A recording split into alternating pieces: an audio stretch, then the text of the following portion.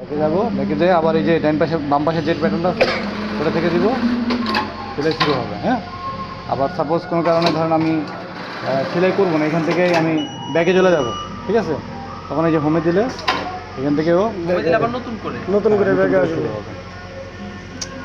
আর এখানে দেখেন এই যে পেশা ফুট ডাউন করার জন্য সুতা কেটে গেলে পেশা ফুট ডাউন করার জন্য এই আইকনটা আসছে, এটা প্রেস করলে পেশা ফুট ডাউন হবে বা সুতা লাগানোর পরে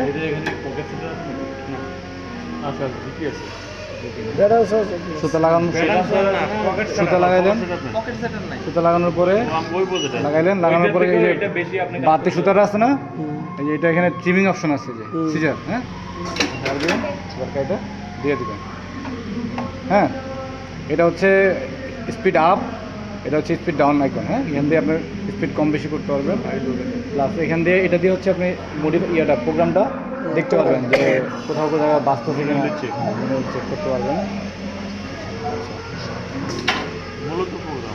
হ্যাঁ, এখানে আপনার যে কাউন্টার আছে, কাউন্টারটা